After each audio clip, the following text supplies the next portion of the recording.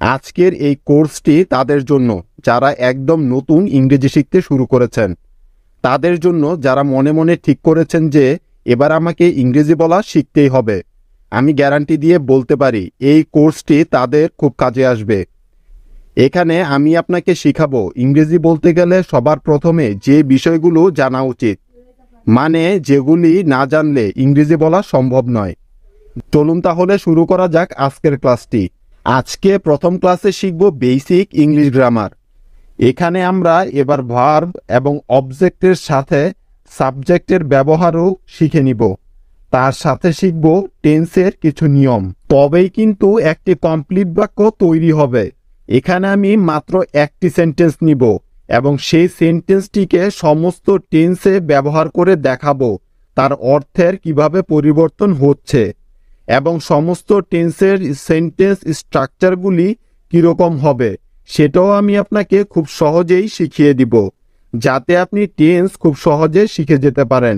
এখানে তাহলে আপনি শিখবেন সেন্টেন্স স্ট্রাকচার এবং sentence making, simple present tense বা সাধারণ বর্তমানকাল। সেন্টেন্স স্ট্রাকচার হবে সাবজেক্ট প্লাস ভার্বের ফার্স্ট ফর্ম প্লাস অবজেক্ট। তার মানে প্রথমে আপনাকে সাবজেক্টকে বসাতে হবে, তারপরে ভার্বকে বসাতে হবে এবং তারপর সবশেষে অবজেক্টকে বসাতে হবে। তাহলে আমরা জানলাম একটি বাক্য তৈরি করতে গেলে তিনটি জিনিস লাগবেই, সাবজেক্ট, ভার্ব এবং অবজেক্ট। এবার একটা উদাহরণ দেখা যাক। আমি ভাত খাই, I eat rice. I eat rice, এখানে আই হলো সাবজেক্ট, ইট হলো ভার্ব আর রাইস হলো অবজেক্ট বা আদার ওয়ার্ডস। এবার তাহলে আমরা এই বাক্যটিকে পাস্ট টেন্স বা অতীতকালে ব্যবহার করে দেখি তার অর্থের কি পরিবর্তন হয় এবং সেন্টেন্স স্ট্রাকচারটা কিভাবে চেঞ্জ হয়ে যায়। সিম্পল পাস্ট টেন্স বা সাধারণ অতীতকাল, সেন্টেন্স স্ট্রাকচার হবে সাবজেক্ট প্লাস ভার্বের সেকেন্ড ফর্ম প্লাস অবজেক্ট বা আদার ওয়ার্ডস। সিম্পল প্রেজেন্ট টেন্সের ক্ষেত্রে ভার্বের ফার্স্ট ফর্ম বসেছিল। যখন আমরা পাস্ট টেন্স করব তখন আমরা ভার্বের সেকেন্ড ফর্মকে বসাবো। এই বিষয়টা কিন্তু আপনাকে খুব ভালো করে মনে রাখতে হবে, কারণ এটা হলো পাস্ট টেন্স। সিম্পল প্রেজেন্ট টেন্সে আমরা বলেছিলাম আমি ভাত খাই, আর সিম্পল পাস্ট টেন্স বা অতীতকালে হবে আমি ভাত খেয়েছিলাম, যার ইংরেজি হবে আই অ্যাট রাইস। এখানে অ্যাট হলো ইট এর পাস্ট ফর্ম বা সেকেন্ড ফর্ম। এবার চলুন দেখে নেওয়া যাক সিম্পল ফিউচার টেন্স বা সাধারণ ভবিষ্যৎকাল।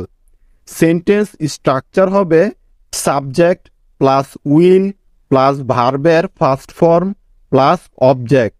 অর্থাৎ প্রথমে সাবজেক্টকে বসাতে হবে, তারপরে উইল বসবে, তারপর ভার্বকে বসাতে হবে, কিন্তু ভার্বের ফার্স্ট ফর্ম বা মেইন ফর্ম বসাতে হবে এবং সবশেষে অবজেক্ট বসবে।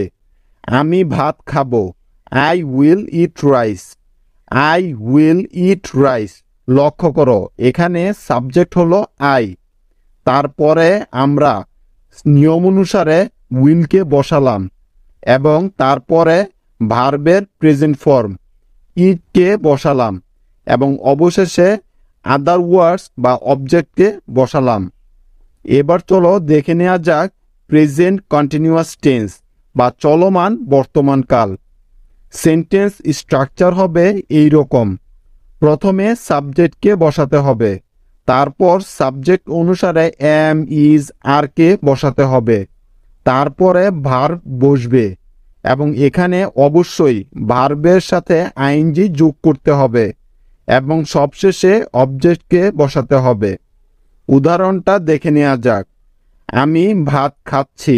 প্রেজেন্ট সিম্পল টেন্সে আমরা শিখেছিলাম আমি ভাত খাই।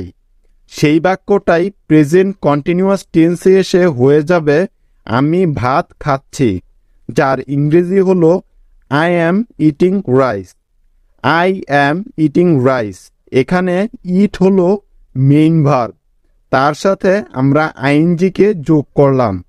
তাছাড়া আই এর সাথে আমরা সাহায্যকারী ভার্ব হিসেবে এমকে বসালাম। এখানে একটি কথা সবসময় মাথায় রাখবেন, আইএনজি শুধুমাত্র ভার্বের ফার্স্ট ফর্ম বা মেইন ভার্বের সাথেই বসতে পারে। এবার শিখব আমরা পাস্ট কন্টিনিউয়াস টেন্স।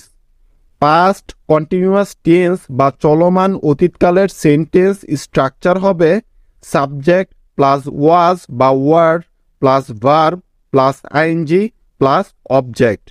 উদাহরণটা লক্ষ্য করুন, আমি ভাত খাচ্ছিলাম। প্রেজেন্ট কন্টিনিউয়াস টেন্সে ছিল আমি ভাত খাচ্ছি, সেটা পাস্ট কন্টিনিউয়াস টেন্সে এসে হয়ে গেল আমি ভাত খাচ্ছিলাম, যার ইংরেজি হলো I was eating rice. I was eating rice. এখানে আই হলো সাবজেক্ট মানে আমি। এখন সাবজেক্ট অনুসারে নিয়ম অনুযায়ী সহকারী ভার্ব নিলাম ওয়াজ, কারণ আই এর সাথে সবসময় ওয়াজ বসে।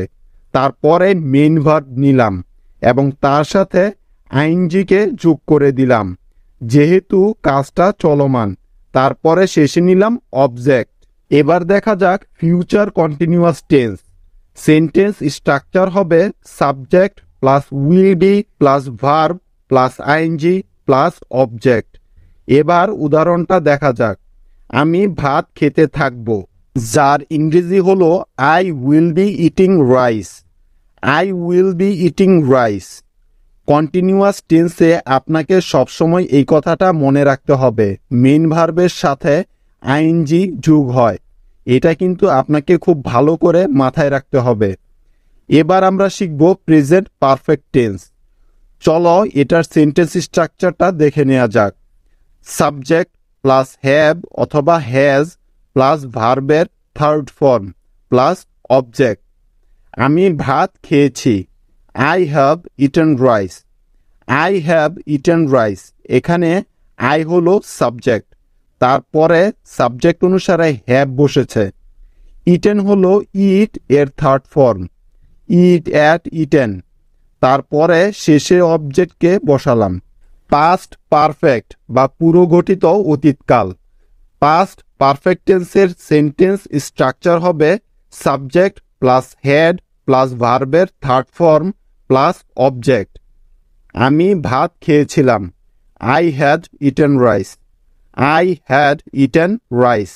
এখানে আপনাকে মনে রাখতে হবে হ্যাডকে সমস্ত সাবজেক্টের সাথে ব্যবহার করা যায়। এরপর দেখেন ফিউচার পারফেক্ট টেন্স বা পুরোগঠিত ভবিষ্যৎকাল।